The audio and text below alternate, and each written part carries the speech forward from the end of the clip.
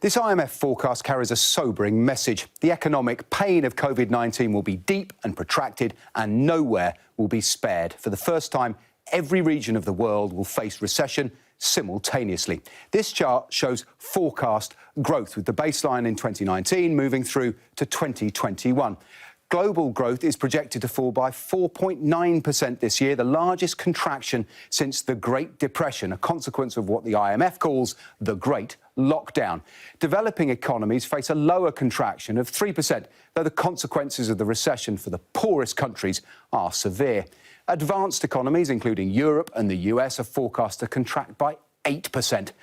China, where the virus began and which locked down early and was back in business by April, will actually grow by 1%. Now, you can see these economies will recover over the course of 2021. The forecast is for global growth of 5%, and that would deliver not a rapid V-shaped recovery, but a slower swoosh shape. So how do we compare?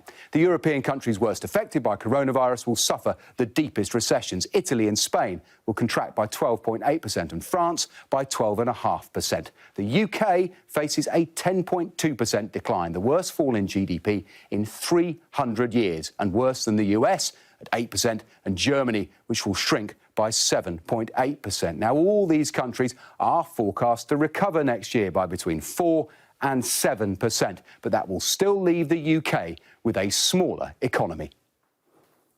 Even by the end of 2021, the level of GDP in the UK will be lower than the pre-crisis level. So this is a prolonged hit. And as we know, the sectors that are getting hit in this crisis are the ones that employ low-skilled workers. They also tend to be more labor-intensive, and so the effect on employment can be substantial. The IMF warns that the looming recession will hit the poorest in every nation hardest. To soften the blow, it's calling for international collaboration to support potential vaccine production, economic resilience and an acceleration of climate change programmes. But so far in this outbreak, genuine cooperation has been in short supply.